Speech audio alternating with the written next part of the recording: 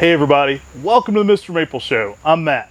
And I'm Tim. And today we're bringing you an awesome video all about unique Japanese maples that you could use for bonsai. Yeah, these are some of our favorite trees that may be a little bit more outside the box from your typical bonsai content. They may be ones you don't find in bonsai books, but we find these to be excellent for Japanese maple bonsai. Now, it may be because of leaf shape or color or bark, but these unique trees have something a little bit extra. And hey, there's some we'd like to recommend to you to try for bonsai. It may make a spectacular, unique bonsai. I haven't seen some of these done as bonsai, but I think they will make the perfect fit. Make sure to like this video, subscribe to our YouTube channel, and sign up for our weekly emails on MrMaple.com. If these trees aren't available right now, they're often coming available through our 10 at 10 emails. So you want to sign up for those weekly emails so you find out about what the cool, new, interesting plants are that are coming out through the pipeline here at Mr. Maple. Now, I'll let you know up front, all of our Japanese maples, especially our named cultivars at Mr. Maple, are grafted, unless they say otherwise. So these are all going to be grafted 1 gallons, but those can work great for bonsai. They can also work as an air layer plant for you to source from, or as a seed source for future bonsai with similar genetics. So there's lots of ways you can use these for bonsai, but I want to be upfront with you and let you know that we grow our trees for the landscape. So a lot of our 1 gallons, most of them, especially if they're a named cultivar, are going to be grafted. Now, sometimes we'll offer makawa yetsubusa or something from seed, and you'll see it specifically say from seed in the description. So we'll start out today. We've got a really cool one here. If you saw our previous video we did on Japanese maples commonly used for bonsai, some of these have certain traits similar to some of those, but then something extra with a little bit of extra flair. And that's often what you're doing with bonsai, is creating something that's very unique and different out there in the landscape and garden that's trying to mimic what's out there in the natural woods and nature that you see, and create something that has a little more flair. And that's exactly what a tree like this does. This is Acer palmatum Noel. And this is very similar to a variety called Hemsojou or Hemsojou, but it has pink and white variegation to it. It's pretty special. Really fun plant. This one's going to leaf out in the early spring with just what you think of as Hemsojou, a brilliant salmon pink with like all kinds of bright highlights. But what this will have is sickle swirling cream variegation of pink on top of that. Now, late summer, that's going to fade to a light cream where the pink is, and then a green during the summer months. We're actually here in August right now, so we're at one of our greenest times of the year to shoot this video. But we wanted to get this on camera and talk to you about some of our favorite, unique, outside-the-box bonsai. Now, Noel was actually named by our good friend John O'Brien, and it was like the top secret thing. I remember going to Dennis Dodge, and Dennis Dodge brought us there in the basement. And if any of you nurserymen know Dennis Dodge, he was like the nurseryman's nurseryman. He was a fun guy. Never left his house, but he knew where everything was in the world. And he kind of alluded to this one possibly being more from Europe. So I was quite happy when I found it in America. He kind of played loose with the idea that it might not be in America. So a fun tree and a really cool plant that, is an excellent, excellent plant to be growing. Now, because its similarities to Hemsojou, this makes an excellent candidate for bonsai. If you're wanting to have a bonsai that gives you some amazing red spring color, amazing red fall color, but then during the summer is variegated, Noel's a great option for you, because this is going to have so many changes throughout the seasons, and everything you love about bonsai that has that changing effect throughout the seasons. It lights up in the spring as that bright fiery red, then goes to a green, and then when it goes to a green, the variegation becomes more prominent. I mean, it's a slight pink variegation in the spring, but whenever you see it go to the summer and you see it turn white, it's such a stark contrast with the green leaves. Makes an excellent, excellent summer interest plant.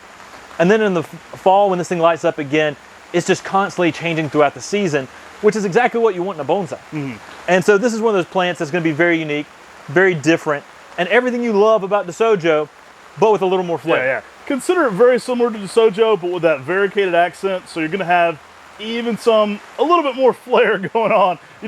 It's like, I noticed you didn't have enough pieces of flair today. This one's got more flair. So it's going to bring the flair all the way.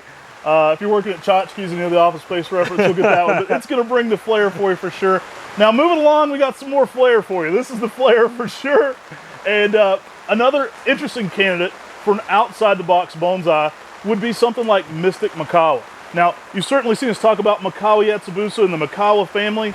Well, think about Mystic Makawa. You're going to get everything you love about makawa yetsubusa, but with those bright orange hits in the early spring and orange new growth in the late summer. So it's an excellent candidate for extreme splash and a very unique outside-the-box bonsai. Yeah, this has that tightly layering habit, those short internodes that make makawa yatsubusa so great for bonsai, but with a splash of orange spring color. And so you get something very unique on something that looks very similar to the makawa yatsubusa that's so popular for bonsai, but you get that mystical feel with the Mystic Makawa, that bright orange, that thing everyone's always been looking for in makawa yatsubusa are those makawa variants. And you know, Mystic Makawa is a great one for that, with some of that bright orange color. Good selection by our friend Crispin Silva, and very unique and definitely very different. It's going to have that tight layered shingling that kind of makes a bonsai on its own, so it's going to give itself a very bonsai-like trait. Now this is a good candidate for container gardening. It's, you know, for the novelist bonsai person, this is going to create a very bonsai-like aesthetic without doing a lot. I would love to see an expert-style bonsai done of Mystic Makawa, just because it would be so cool. I mean, it's going to be a really outside-the-box one. I love makawas because out of leaf, they kind of have a bone-like structure. They really have that unique, you know, architectural feel to them, even in the winter months. So I think it's something that would add a great bit of architecture to a bonsai collection in leaf, but also out of leaf as well. Yeah, and that tight internode makes it so unique and different, and it looks almost fluffy. I mean, that really makes it look, makes it like a bonsai that's coming alive. It's pretty awesome, and it's definitely a plant that is very unique, very different, and gives you some extra spring color that makawa yatsubusa doesn't. And really cool plant. Next up, we've got Acer palmatum seijo. Now, seijo, with the name I was told, means paradise. And we love this plant. We've got a whole video on this. It's one of our first videos. Our very first video, so the quality of video isn't as good as some of our other videos. But it's seijo, the ultimate bonsai. And the reason we love this plant for bonsai is the small leaves. It's got some of the smallest leaves of any Japanese maple, especially during the secondary flush. They can be extremely tiny. But it also calipers up really nicely. Yeah. Now, a lot of this style, you know, you think of Murasaki Kiyohime or Kiyohime as very popular for bonsai. Those are going to be a little bit more doming. This also has a purple border like that in the early spring. A very bright one, I might add, too. One of the brightest purple borders you can get on a Japanese maple with one of the smallest foliage. The foliage is actually naturally smaller than Kiyohime. So that's one of the reasons we think it's a perfect candidate. But the shape is very different as well. Where Kiyohime is going to be a small dome, this one makes a little bit more of a small globe. So it's going to make more of a rounded ball shape, and it gets a lot of interior growth. So that interior growth is very forgiving, but it also gives you a lot to shape. It gives you a lot to wire, and it gives you a lot to trim and prune, so you can create your own aesthetic with this plant. Because of that branching, there's a lot of versatility you could add to this one, especially if you know what you're doing as with the bonsai pruners. This one's one that I think would be, you know, I wouldn't say easy, but more conducive for sure to make it into a bonsai. And if you're familiar with bonsai, you're familiar with the pinch back method, where you pinch the leaves off, and the secondary flush that's coming typically in late summer comes back even smaller. And that's only can be done during certain times of the year. But when you do that with seijo, the secondary flush are extremely tiny leaves. So you can really get those leaves very tiny, which makes this one of the best plants to really try to create that dynamic of the correct leaf size for that small plant in a bonsai. For sure. Now, we're maple experts, so we're the guys that are going to put those things. I'm not a bonsai expert, but I know this would make a cool bonsai. And so it may be one that's a little more outside the box. It's probably not one you're going to see in, you know, the basics of bonsai books. So it's not something that's out there, but this suggestion would be a more unique idea for something that can be done. And if you're into air layering and you don't like some of these branches, there are plenty of branches that you can work with and air layer off of that to then turn those into bonsais as well. So. Now, moving along, we have Hemsojou, which I would consider to be an excellent counterpart to the seijo. This is basically a dwarf red. Now, it's going to be a little bit more doming than the seijo, but a compact, dense, dark red. And it's one of the true dark reds. It's one of the only hime forms that stays deep red. Now, the new growth flushes on Hemsojou can be a little bit larger, but the old growth on Hemsojou are extremely tiny foliage, which makes it great for bonsai because often you're working with that older growth. And Hemsojou being that tiny red is an awesome plant. One of the reasons I really like Hemsojou as well is because it holds its color red in more shaded locations, which is a really unique characteristic for a dwarf red that's very multi-stemmed with small foliage. So if you're going for a more shaded location for your bonsai, which often people do, this is one that should typically hold its color pretty well for you, even in those more shaded areas. This is already a much more compact, deep red. So if you're wanting to do a bonsai, say of an Achroporum or of a Bloodgood, you know, this is going to be a much better starting place for you. You're going to already have smaller foliage. You're already going to have that denser overall habit. And it's going to make an awesome counterpart to something like Seijo or something like that Murasaki Kiyohime that we mentioned. It's going to give you the only deep red, compact, small leaf dwarf that kind of fits that aesthetic. So it's a perfect candidate for that. Sojo is a reoccurring word you'll see a lot in some Japanese, especially in Romanji, and it basically means dark red. And so it's going to have that compact habit with that dark red habit to it. Goes to a real bold scarlet red in the fall as well. But because of its habit, it's also a great candidate for container gardening. So it makes it an easy one to get into that bonsai aesthetic. Even if you're not a bonsai expert, it's going to lend itself well to being more of that traditional bonsai style habit right out the gate.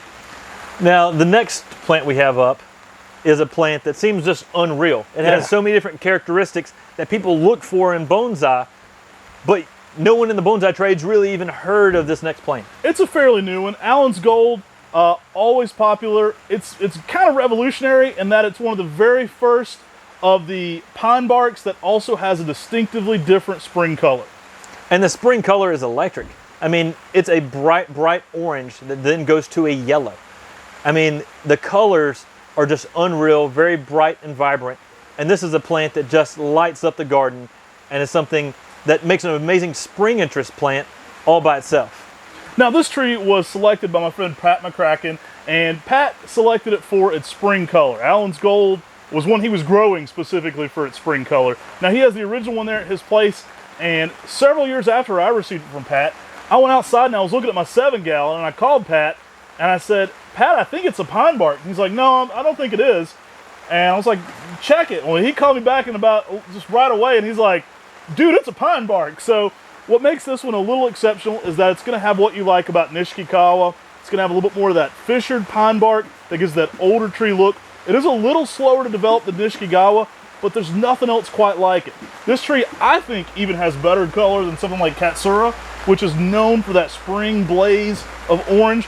But then also, in addition to that, it's going to have some amazing pine bark features that can make it look like an older tree, especially in a bonsai setting. Now, one of the things I really like about this plant is it puts on that spring color, but as the name suggests, it actually is a bright golden yellow for a big part of the summer when you give it some sunlight.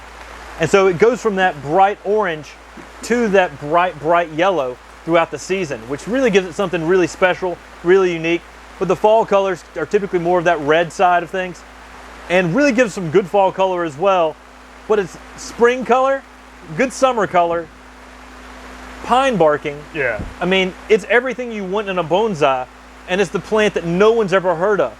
And so you can get a lot going on with Allen's Gold. And it's one of the plants that when we list it on MrMaple.com, it doesn't last very long. I got a lot of friends who are into bonsai, so when I trade with people like Scott Hubble, for instance, down at Metro Maples, I was like, Scott, you gotta get this one, dude. Do me an awesome bonsai. Let me see what you're doing with this. I just want to see it, but this is going to make an awesome candidate for bonsai.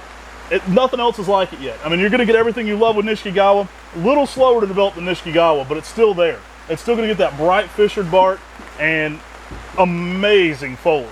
And again, we're not bonsai experts by any means, but we know what a lot of our customers who are bonsai experts want and what they're looking at.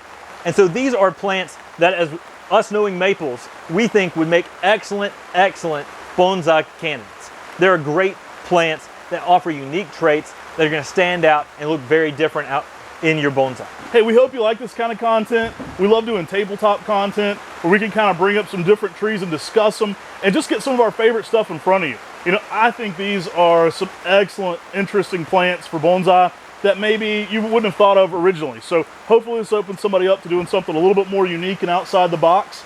But by far some of my favorite maples here too for in the ground. So some really cool stuff here. Yeah, really special plants. All these plants, as you may know if you're not even into bonsai, these are very special and unique plants that make a statement out in the landscape and garden. So even if you're not into bonsai, I really hope you enjoyed this video on these very unique Japanese maples that are really stand out, whether you're doing bonsai or not. But specifically, these are great bonsai candidates. Hey, all the good things. Like, subscribe, share. Hey, I'll ask you to share this one with one of your bonsai friends. Somebody that's into bonsai might like to see this and get some ideas for an outside-the-box bonsai. And if you're not already signed up for our weekly emails on Mr. Maple, that's where all the cool stuff comes out. So be ready every Tuesday at 10. There's at least 10 new plants hitting the website. Oftentimes there's 20 new and exciting Japanese maples coming on to Mr. Maple every single Tuesday at 10. So definitely sign up for those things. Take care God bless. and have a great day.